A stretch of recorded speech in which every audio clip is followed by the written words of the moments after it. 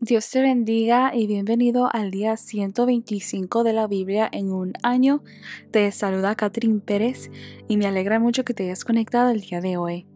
Hoy estaremos leyendo el primer libro de Crónicas, capítulo 17 al capítulo 20, y estaremos leyendo la Biblia Nueva Traducción Viviente.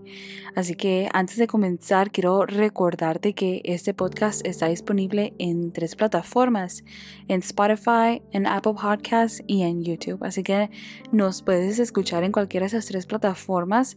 Y de igual forma, por favor, déjanos un comentario, ya sea en YouTube o en Spotify. Déjanos saber de dónde nos estás escuchando. Salúdanos por ahí para saber que estás conectado a este podcast. Ay, gracias por conectarte cada día. Nos alegra mucho que te unas a este reto, a esta jornada de poder leer la Biblia. Ya tenemos 125 días del año leyendo la palabra juntos. Y si este es tu día 125, gloria a Dios. Y si este es tu primer día conectándote, gloria a Dios de igual forma.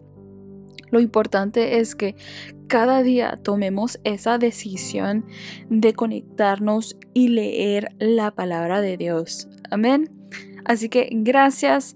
Y antes de comenzar, vamos a empezar con una oración. Siempre nos gusta empezar por aquí con una oración, pidiendo a Dios que siempre sea Él el que habla a nuestras vidas y a nuestros corazones. Amén.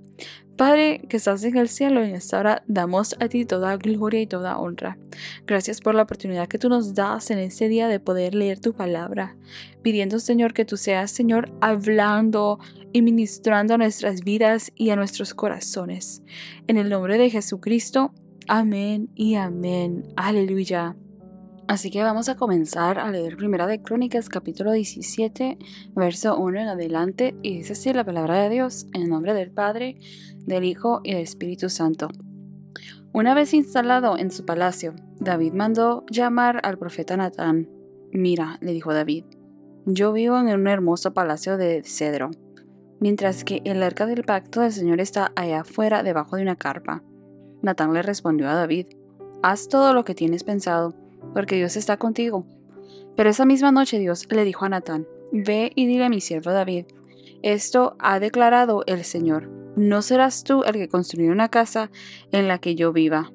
Nunca he vivido en una casa, desde el día en que saqué a los israelitas de Egipto hasta el día de hoy, sino que mi hogar ha sido una carpa trasladada de un lugar a otro en un tabernáculo. Sin embargo, no importa dónde haya ido con los israelitas, ni una sola vez me quejé ante los líderes de Israel, los pastores de mi pueblo. Nunca les pregunté por qué no me han construido una hermosa casa de cedro. Ahora, ve y dile a mi siervo David, esto ha declarado el Señor de los ejércitos celestiales. Te saqué de cuidar ovejas en los pastos y te elegí para que fueras el líder de mi pueblo Israel. He estado contigo donde quiera que has ido y destruí a todos tus enemigos frente a tus propios ojos. Ahora haré que tu nombre sea tan famoso como el de los grandes que han vivido en la tierra. Le daré una patria a mi pueblo Israel y lo estableceré en un lugar seguro donde nunca será molestado. Las naciones malvadas no lo oprimirán como lo hicieron en el pasado, cuando designé jueces para que gobernaran a mi pueblo Israel, y derrotaré a todos tus enemigos. Además, yo declaro que el Señor construirá una casa para ti, una dinastía de reyes, pues cuando mueras y te reúnas con tus antepasados, levantaré a uno de tus descendientes, a uno de tus hijos, y fortaleceré su reino. Él es quien edificará una casa, un templo para mí, y afirmaré su trono para siempre. Yo seré su padre y él será mi hijo. Nunca le retiraré mi favor como lo retiré de quien reinó antes de ti. Le confirmaré como rey sobre mi casa y sobre mi reino para siempre, y su trono estará seguro para siempre. Entonces Natán regresó a donde estaba David y repitió todo lo que el Señor le había dicho en la visión. Entonces el rey David entró y se sentó delante del Señor y oró. ¿Quién soy yo, oh Señor Dios, y qué es mi familia para que me hayas traído hasta aquí? Y ahora, oh Dios, sumado a todo lo demás, hablas de darle a tu siervo una dinastía duradera. Hablas como si yo fuera una persona muy importante, oh Señor Dios. ¿Qué más puedo decirte acerca de la forma en que me has honrado? Tú sabes cómo es realmente tu siervo. Señor, por amor a tu siervo y según tu voluntad, hiciste todas esas grandes cosas y las diste a conocer. Oh Señor, no hay nadie como tú. Nunca hemos oído de otro Dios como tú. ¿Qué otra nación sobre la tierra es como tu pueblo Israel? ¿Qué otra nación, oh Dios, has redimido de la esclavitud para que sea tu pueblo? Te hiciste un gran nombre cuando redimiste a tu pueblo de Egipto. Realizaste imponentes milagros y expulsaste a las naciones que le impidieron el paso.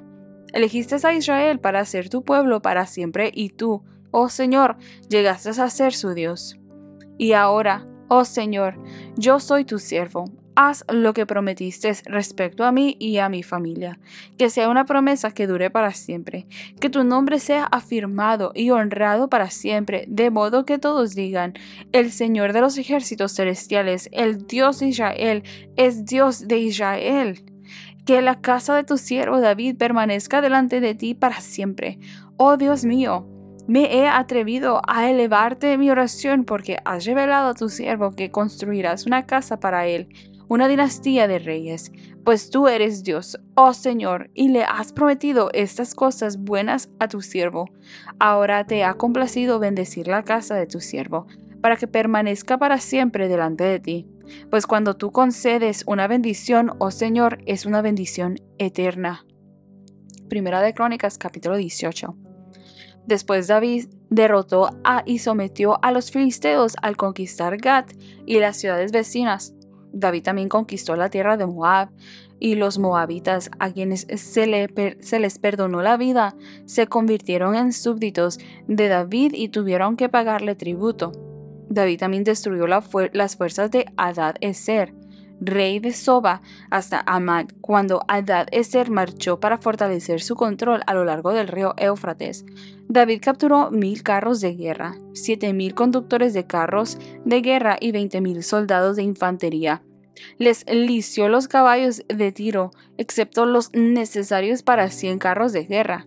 Cuando los arameos de Damasco llegaron para ayudar al rey Hadad-Ezer, David mató a 22,000 de ellos. Luego puso varias guarniciones militares en Damasco, en la capital aramea, y los arameos se convirtieron en súbditos de David y le pagaban tributo. Así que el Señor le daba la victoria a David donde quiera que iba. David llevó a Jerusalén los escudos de oro de los oficiales de Hadad-Ezer, junto con una gran cantidad de bronce de las ciudades de Teba y de Cum, que pertenecían a Hadad-Ezer. Tiempo después, Salomón fundió el bronce y moldeó un enorme tazón de bronce llamado el Mar, además de las columnas y los diversos objetos de bronce usados en el templo.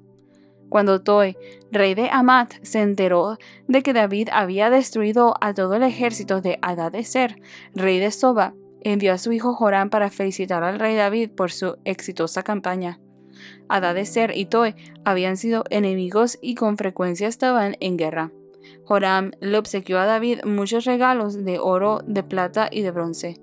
El rey David dedicó todos estos regalos al Señor junto con el oro y la plata que había traído de las otras naciones de Edom, de Moab, de Amón, de Filistea y de Amalek. Abisai, hijo de Sarbia, aniquiló a 18,000 edomitas en el Valle de la Sal, puso guarniciones militares en Edom, y los edomitas se convirtieron en súbditos de David. Es más, el Señor le daba la victoria a David donde quiera que iba, de modo que David reinó sobre todo Israel e hizo lo que era justo y correcto para su pueblo. Joab, hijo de Sarbia, era el comandante del ejército. Josafat, hijo de Ahilud, era el historiador del reino. Sadoc, hijo de Ahitob, y Ahimelech, hijo de Abiatar, eran los sacerdotes. Seraías era el secretario de la corte. Benaía, hijo de Joaída, era el capitán de la guardia personal del rey. Y los hijos de David servían como ayudantes principales del rey. Primera de Crónicas, capítulo 19. Después de un tiempo murió Naas, rey de los amonitas, y su hijo Anún subió al trono. David le dijo: le mostraré lealtad a Anún, porque su padre Naas siempre me fue leal. Entonces David envió mensajeros a Anún para expresarle sus condolencias por la muerte de su padre. Pero cuando los embajadores de David llegaron a la tierra de Amón, los comandantes amonitas le dijeron a Anún: ¿realmente crees que estos hombres vienen para honrar a su padre? No, David los ha enviado a espiar la tierra para luego venir y conquistarla. Entonces Anún tomó presos a los embajadores de David, les afeitó la barba, les cortó los mantos a la altura de las nalgas, y los envió avergonzados de regreso a David. Cuando llegó a oídos de David lo que les había sucedido a sus hombres, envió mensajeros para decirles: quédense en Jericó hasta que les crezca la barba, y luego regresen, pues se sentían muy avergonzados de su aspecto. Cuando el pueblo de Amón se dio cuenta de qué tan seriamente había provocado el enojo de David, Anún y los amonitas enviaron 34 toneladas de plata para contratar carros de guerra y sus conductores de Aram Naharaim, de Aram Maaca y de Soba. También contrataron 32,000 carros de guerra y lograron el apoyo del rey de Maaca y su ejército. Estas fuerzas acamparon en Medeba, donde se les unieron las tropas amonitas que Anún había reclutado en sus propias ciudades. Cuando David se enteró, envió a Joab con todos sus guerreros a pelear contra ellos. Las tropas amonitas se pusieron en pie de guerra a la entrada de la ciudad, mientras los otros reyes tomaron posiciones para pelear a campo abierto. Cuando Joab vio que tendría que luchar tanto por el frente como por la retaguardia, eligió a algunas de las tropas selectas israelitas y las puso bajo su propio mando para luchar contra los arameos a campo abierto. Dejó al resto del ejército bajo el mando de su hermano Abisai, quien atacaría a los amonitas. Si los arameos son demasiado fuertes para mí, entonces ven en mi ayuda, le dijo a Joab su hermano. Si los amonitas son demasiado fuertes para ti, te ayudaré. Sé valiente, luchemos con valor por nuestro pueblo y por las ciudades de nuestro Dios, y que se haga la voluntad del Señor. Cuando Joab y sus tropas atacaron, los arameos comenzaron a huir. Al ver que los arameos corrían, los amonitas también huyeron de Abisai y retrocedieron a la ciudad.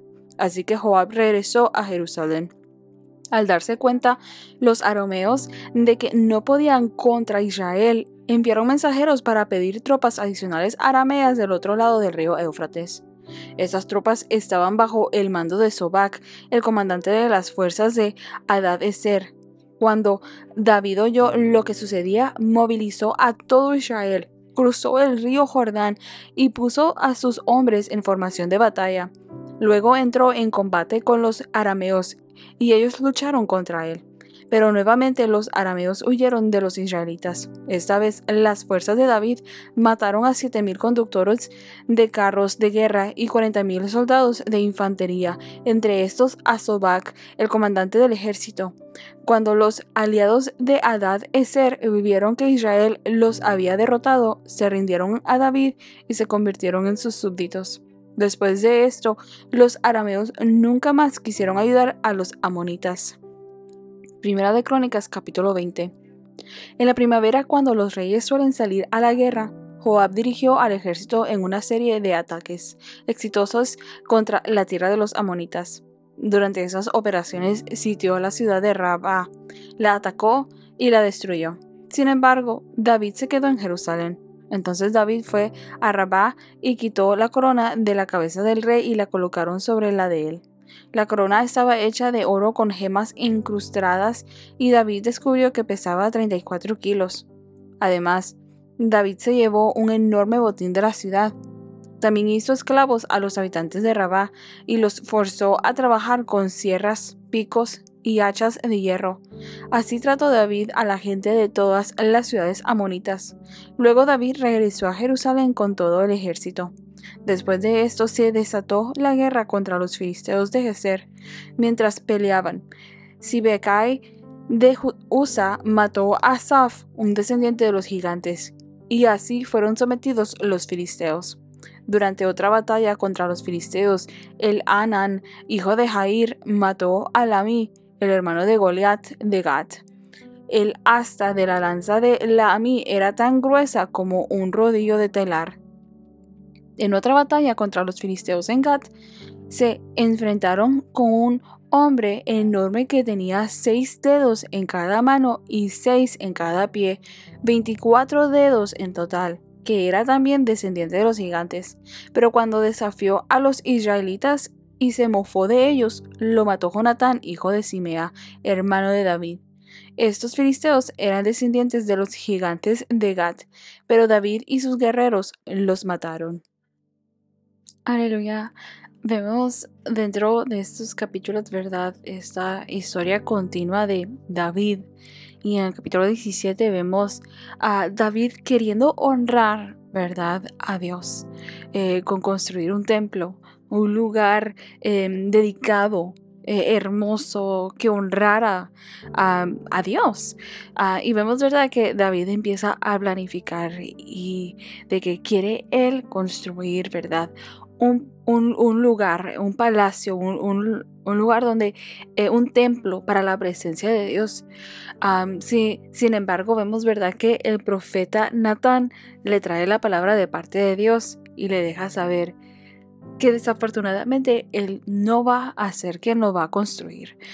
Dios dice no, por la razón de que David había sido un hombre de guerra y en sus manos se habían derramado demasiada sangre, y conociendo, ¿verdad?, de que esto que él iba a construir, esto que él iba a edificar, era algo que iba a ser edificado, consagrado para un Dios santo.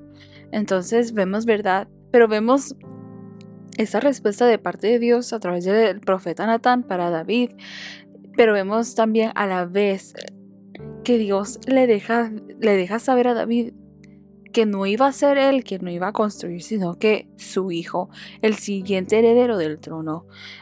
Y con esto Dios le da alivio a David, para aquel deseo que él tenía, aquel anhelo de querer honrar a Dios, y también le confirma de que va a haber un siguiente heredero en el trono de su linaje.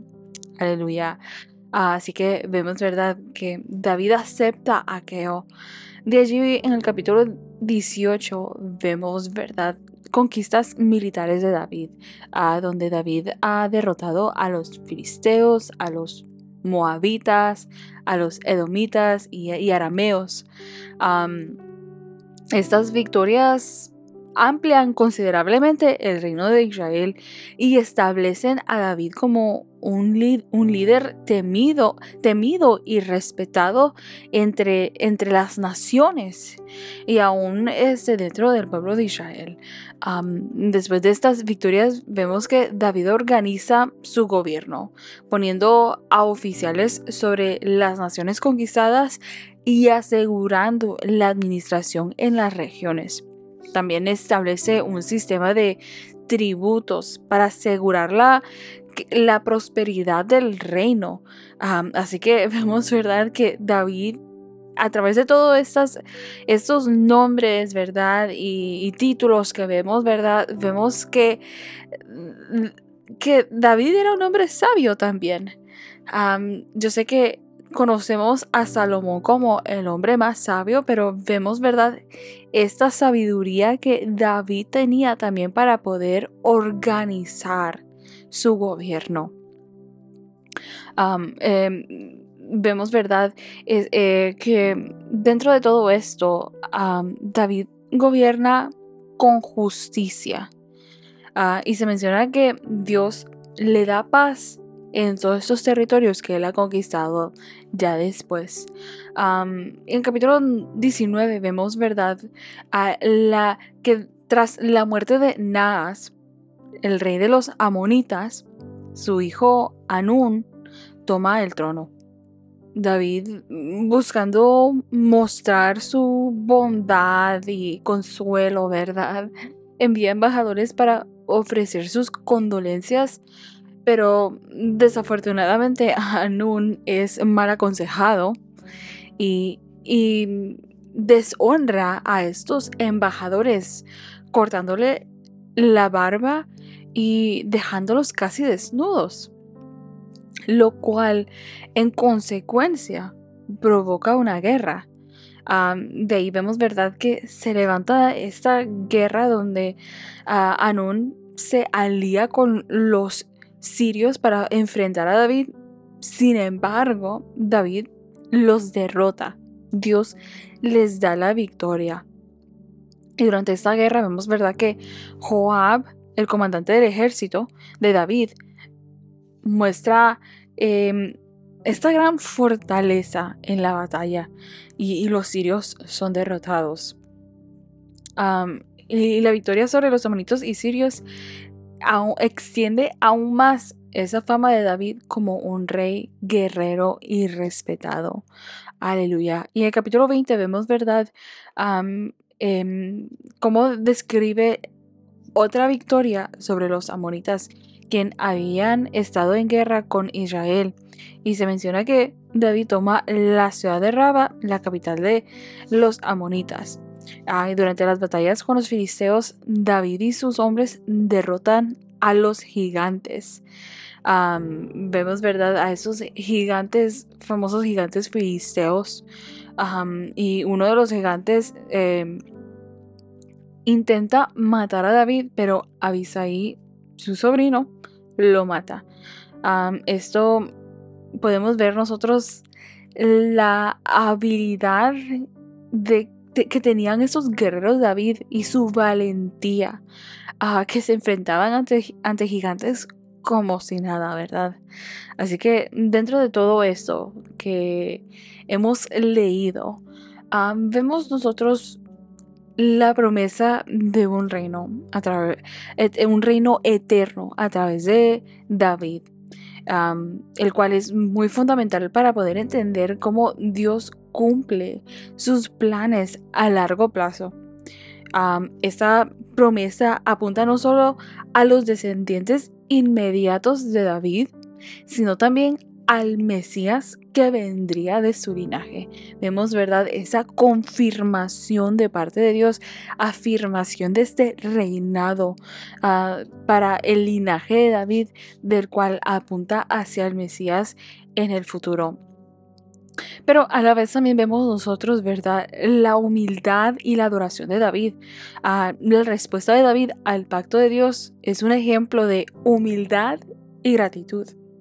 A pesar de sus victorias y su poder, al final del día vemos nosotros que David constantemente reconoce que todo lo que tiene viene de Dios, que nada sería él sin Dios, que ninguna de las victorias de la gracia, de la fama, del dinero, de las provisiones que tiene, los recursos que tiene, nada vienen de sí mismo por sus fuerzas, sino que vemos que David en todo momento reconoce que todo proviene de Dios. Y aún en los momentos en los cuales David erra, vemos nosotros ese inmediato reconocimiento de parte de David en decir: sí, yo erré, lo que hice está incorrecto, Señor, y pide perdón, ¿verdad? Así que vemos esa humildad de este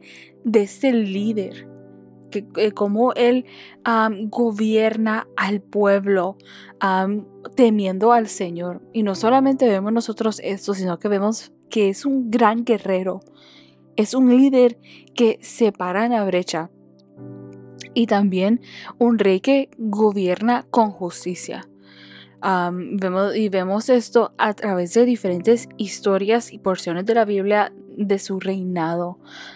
Y las victorias de David, a pesar de los grandes enemigos que se le levantaron a él, muestran que cuando el pueblo de Dios confía en Dios, Dios les da la victoria, incluso sobre las situaciones más difíciles, como la guerra contra los gigantes, por ejemplo. Aún en esos momentos de dificultad y de los cuales parecen imposibles, el obtener la victoria, vemos allí la mano de Dios en esas circunstancias, en esas guerras, que no era por su fortaleza de ellos, no era por sus recursos de ellos, sino que era Dios que estaba a favor de ellos, a favor de su pueblo. Y vemos nosotros, ¿verdad? Que en todo momento David reconoce que es Dios el que está obrando y se está manifestando. Aleluya. Así que espero que haya sido de mucha bendición y edificación para tu vida la lectura del día de hoy, donde hemos estado una vez más, ¿verdad? Viendo de una perspectiva diferente ahora en el libro de Crónicas, estas historias, una vez más viendo estas historias del reinado de David. Aleluya. Así que gracias porque has estado conectado hasta este minuto y te espero el día de mañana. Dios te bendiga.